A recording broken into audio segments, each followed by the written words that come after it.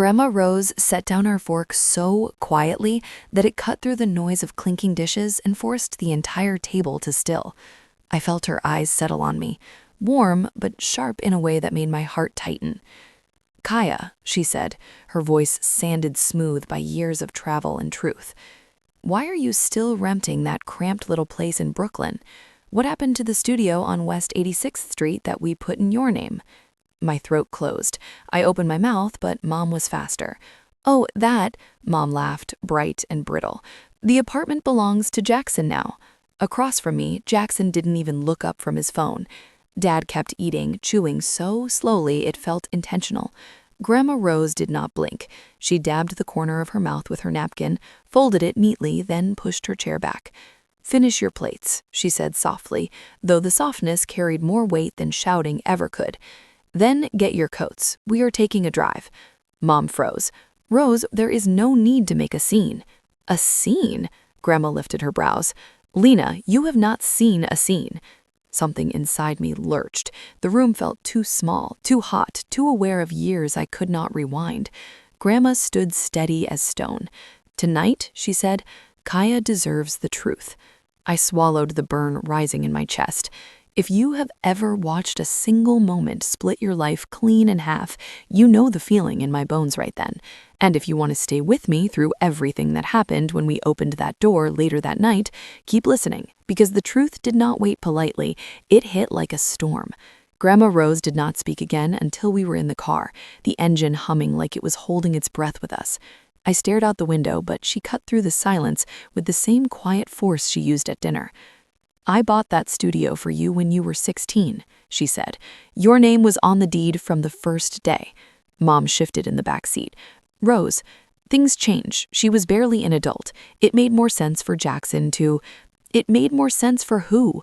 Grandma's voice sharpened. Not raised, just sharpened. Dad cleared his throat. "We were managing the property. It was complicated." "No," Grandma said. "It was simple. I gave Kaya a home." Her words hit me harder than I expected. I remembered standing in that empty studio on my 18th birthday, holding a ring of brass keys tied with a white ribbon. Grandma had placed them in my palm like a promise. "You told me it was my anchor," I whispered. "And it still is," she said, "unless someone has taken it."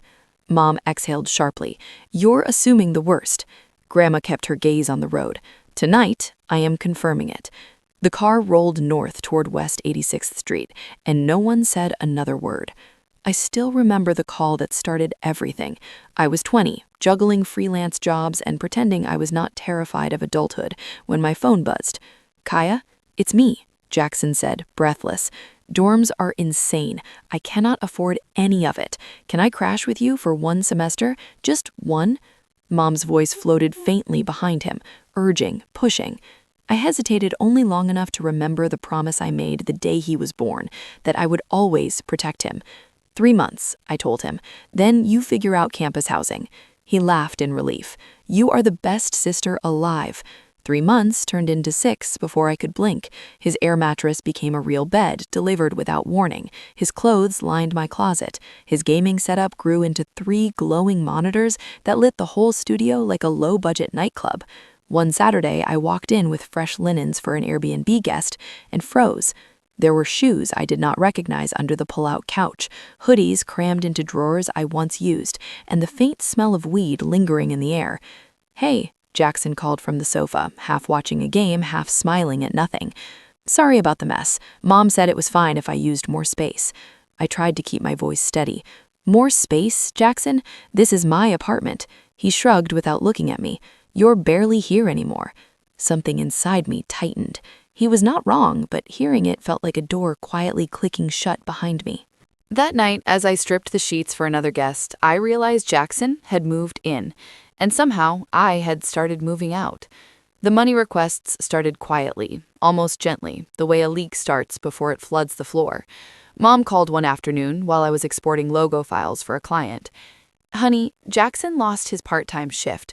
Could you spot him $300 until next week?"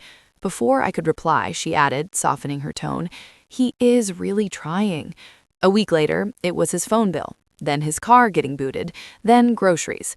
The numbers crept upward. 400, 600, 800, always paired with Mom's practiced sigh. He just needs a little help. You know how hard the city is. You are doing well, Kaya. Do not give up on him. I sent the transfers because protecting him felt like protecting the studio, my studio, or what I still believed was mine. Then the co-op fees jumped. What used to be $875 a month suddenly became nearly $2,000. I forwarded the notices to Mom. Confused, she replied almost instantly, "Do not worry about any of that. I am handling it with the board. Focus on work. You have so much on your plate." And I let her because I wanted to believe she was helping, not tightening knots she had started tying years earlier. The truth caught up to me on a cold Sunday morning when I walked into the studio and saw Jackson asleep on the couch, phone glowing beside him. The betting app on the screen showed a negative balance of $9,400. My breath caught. I sent the photo to Mom. Her response came seconds later. "Delete those, Kaya. People judge." The call came on a Wednesday afternoon while I was revising a brand deck for a tech client. The number on my screen belonged to the co-op office for the West 86th Street building. "Miss Brooks," a woman said, brisk but polite, "we need your signature on the refinance package. If we do not receive it, the account will fall delinquent." I pressed the phone tighter to my ear. Refinance package? I did not apply for anything. A pause. Papers shuffled. "Your co-owner already submitted everything last month." My what? My voice cracked. "There is no co-owner." Another pause, longer, heavier. "According to our files, Jackson Brooks is listed alongside you." My heartbeat thudded against my ribs. "I never added him." "Miss Brooks," she said carefully, "the paperwork we have shows both of your signatures. The refinance total is $290,000. We cannot proceed without your confirmation." My mouth went dry. "Send me the documents," I whispered. "We already emailed them. We can resend." I checked every inbox. Nothing. By the time the call ended, I was standing in my kitchen, staring at the wall like it might give me back the last year of my life. There was only one thought left in my mind, sharp enough to cut through everything else. Something was terribly, impossibly wrong. I did not wait for anyone to resend anything. My hands were shaking too badly to think straight, but I opened my laptop and pulled up the city's property records anyway. I typed the address with fingers that felt numb. The page loaded and the world tilted. Owner of record, Jackson Brooks. Effective date, 11 months earlier. My name was gone. Cleanly, quietly, erased, as if I had never existed on that deed at all. I sank into the chair, the room shrinking around me. I called Mom because there was nowhere else for my mind to go. She answered on the first ring. "Sweetheart, you sound tense. What happened?" "Why is Jackson listed as the owner of my studio?" A beat, then a practiced, airy laugh. "Oh, that? It was easier for him to get stability. You were moving around so much. We handled it." "You handled it." My voice shook. "Mom, there is a refinance for $290,000. "Well," she said lightly, "your father co-signed. It all made sense at the time." "No one told me."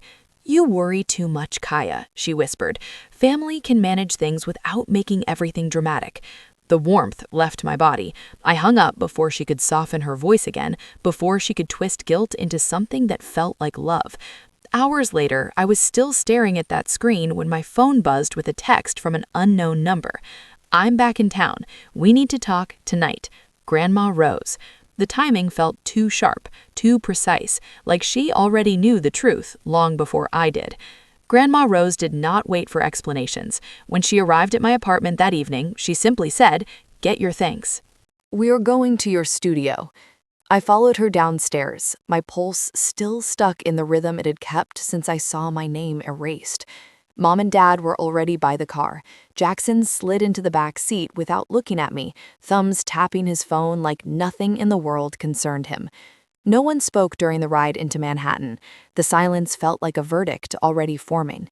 When we pulled up on West 86th Street, the doorman's eyes widened. "Mrs. Brooks," he said. "It has been a long time." Grandma nodded once. "We are going up." The elevator ride stretched into something unbearable. When we reached the 20th floor, Grandma stepped out first, took a worn brass key from her purse, and fit it into the lock. She pushed the door open. The smell hit first. Stale beer, old takeout, something sour. Three guys I did not know were hunched around the television, cheering at a sports replay. Jackson stumbled to his feet. "Grandma, what the hell?" She did not answer. She walked straight to the coffee table and dropped a thick folder onto it. Papers fanned out.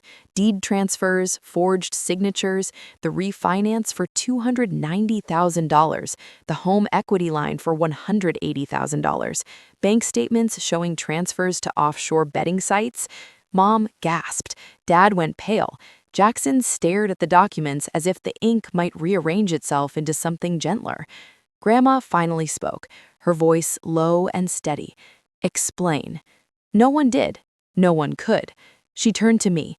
"Kaya, you are not staying here tonight. Pack whatever is left of your things." Then she faced the rest of them. "The three of you can stay here and think about what comes next." The next morning, Grandma Rose led me to a tiny cafe 2 blocks south of the park. She moved with purpose, not anger, something colder, steadier. When we stepped inside, a woman in a navy blazer lifted her head. "Kaya," Grandma said, guiding me forward, "this is your aunt, Tessa Brooks Ward." Tessa extended her hand, grip firm. "I flew in last night," Rose said. "We have a situation." Grandma slid the same folder from the night before across the table. "Show her." Tessa opened it, flipping through each page with the precision of someone used to dissecting lies for a living. "The signature on this deed is fake," she said. "The tail on the Y is wrong. The notarization is illegal. And this refinance, $290,000, never should have been approved without you present." Mom's voice echoed in my memory. "You worry too much, Kaya. Family can manage things." Tessa looked up. "They did not manage anything. They stole from you." Grandma placed a hand over mine. "I kept all the original documents in a bank vault in Montreal. The deed, the gift letter, everything." Tessa nodded. "Then we can fix this. Quiet title action, fraudulent conveyance. I will handle it." For the first time in months, I felt something settle inside me. Not peace, not yet, but the shape of it. Aunt Tessa moved fast. By Monday morning, she had looped in a litigation attorney named Lauren Park, a woman whose voice alone could slice through a boardroom. When Lauren called me, she did not waste time. "We are filing 2 actions, a quiet title suit and a fraudulent conveyance claim. Once filed, no one touches that property without going through us." I agreed, my voice steadier than I felt. The backlash began the same afternoon. Mom left 12 voicemails, her tone swinging between wounded and furious. "Kaya, how could you do this? Your brother will have nothing. We could lose the house. You are tearing this family apart." Dad texted long paragraphs about loyalty, blood, and forgiveness. Jackson alternated between begging, "Please, I'm getting my life together," and snapping, "You will be sorry when this ruins all of us." I blocked all 3 of them. Discovery came next, and it was brutal. Lauren forwarded screenshots, each one heavier than the last. Dad emailing a scanned image of my old signature to the paralegal who forged the deed. Mom wiring $15,000 to Jackson the day after the refinance closed. Jackson bragging in a group chat, "Sis will never notice. Free condo money." Lauren called me that evening. "They left a trail a mile wide," she said. "This case is not a fight, it is cleanup."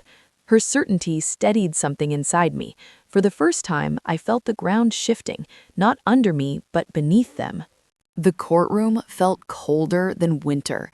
When the judge lifted her ruling, the entire row behind me went silent. "Plaintiff Kaya Brooks is the sole and rightful owner of the property," she said. "The deed transfer to Jackson Brooks is void. All debts remain with the defendants. Jackson Brooks is ordered to vacate within 45 days. Mom broke into muffled sobs. Dad stared at the floor. Jackson stormed out without a glance. Lauren touched my shoulder. "You won your home back. All of it." Grandma Rose squeezed my hand. "I told you, sweetheart, the truth stands." When I unlocked the studio days later, it felt like stepping into a wrecked version of my past. Bottles, stains, holes in the wall. I opened the windows and started picking up what was left. Contractors followed. New paint, new counters, new locks. A fireproof safe bolted to the closet floor. I rebuilt the space until it finally looked like mine, not a memory someone had stolen from me. Mom sent one last email after their house was auctioned. "We have nowhere to go." I replied once, "I chose to stop drowning with you." That night, I sat on the balcony with a glass of wine. Grandma's newest postcard rested in my lap. "Love you bigger than the sky. Keep the balcony light on." I plugged in the new string lights, warm and steady, and let them glow across the park. If you are still here with me listening to this entire story, thank you. And if you know someone who needs to hear what it costs to reclaim your own life, share this with them. The light stays on now, for me, and maybe for them.